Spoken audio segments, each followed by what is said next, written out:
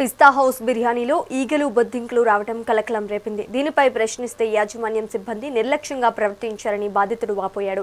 పెద్దంబర్పేట పరిధిలోని పిస్తా హౌస్ రెస్టారెంట్లో శుక్రవారం రాత్రి 11:30 సమయంలో ఈ ఘటన వెలుగులోకి వచ్చింది.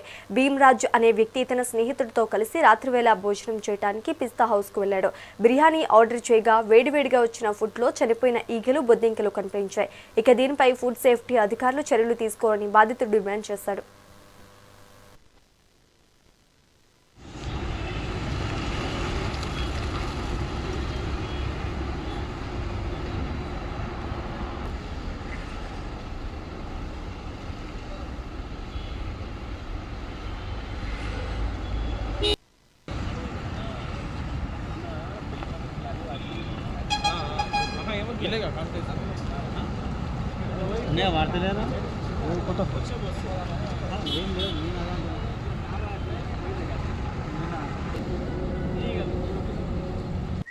నిన్న రాత్రి పెద్దంబర్పేట దగ్గర ఉన్నటువంటి పిస్తా హౌస్ లో రాత్రి 11 గంటలకు భోజనం చేద్దామని రావడం జరిగింది.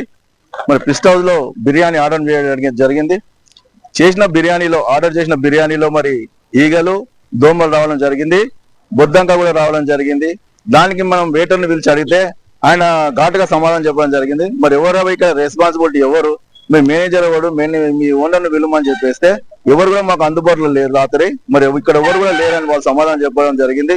సరే రవే మా ఫోన్ నెంబర్ ఇచ్చినాము, రేపు పొద్దున మేము వస్తాం, కాంటాక్ట్ చేసి మరి మాకు ఏదైనా సమాధానం చెప్పాలని చెప్పేసి మేము రాత్రి, ఎందుకంటే రాధాంతం చేయొద్దన్న ఉద్దేశంతోనే దీని మీద వాళ్ళు ఏం స్పందిస్తారని చెప్పేసి అడిగి వెళ్ళిపోయినాము.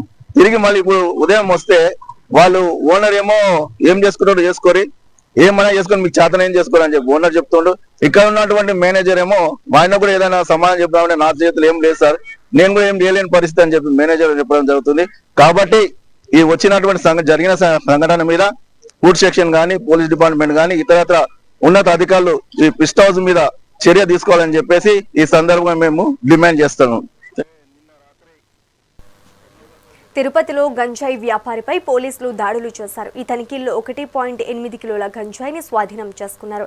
ఇక నిందితుడు సాయి ప్రసాద్ ను పోలీసులు అదుపులోకి తీసుకున్నారు. అయితే సాయి ప్రసాద్ తన మిత్రుడు గౌరీ శంకర్ తో కలిసి ఒడిశా రాష్ట్రం నుంచి గంజాయి తెచ్చి విక్రయిస్తున్నట్లు పోలీసులు తెలిపారు. ఇక జిల్లాలో గంజాయి అక్రమ రవాణా విక్రయాలపై కఠిన చర్యలు తీసుకుంటామని పోలీసులు హెచ్చరించారు.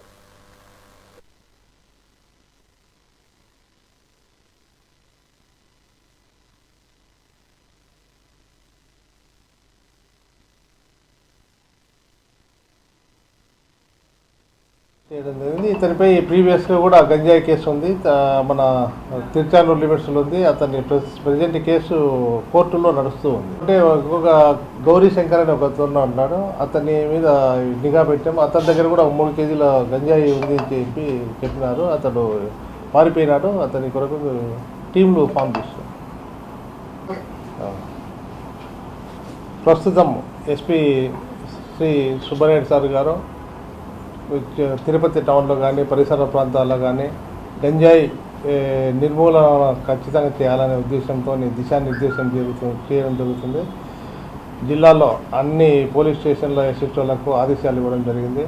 అందులో భాగంగా జిల్లా ఎస్పీ గారు, అడిషనల్ ఎస్పీ గారు, రవిమోహనాచారి సార్ గారు ఇచ్చినటువంటి ఇన్ఫర్మేషన్ మేరకు మా డిఎస్పీ బేతపూడి ప్రసాద్ గారి ఆధ్వర్యంలో నిన్న సాయంత్రము కొట్టెప్ప గారి సాయి ప్రసాద్ అనే వ్యక్తిని అరెస్ట్ చేయడం జరిగింది. ఇతని వద్ద నుండి 1.8 కిలోలు అంటే 1 కేజీ 800 గ్రాములు గంజాయి స్వాధీనం చేసుకోవడం జరిగింది.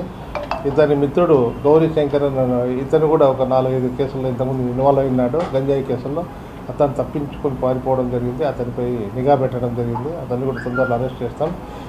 ఇతడు ప్రభుత్వ ఆల్రెడీ ఇతని మీద తిరుచానూరు పోలీస్ స్టేషన్లో గంజాయి కేసు ఉంది. తర్వాత ఇతను వచ్చేసి తిరుచానూరు లిమిట్స్లో ఇంతకుముందు అక్రమంగా మద్యం బాటిల్లో అమ్మే కేసులు కూడా ఉన్నాయి.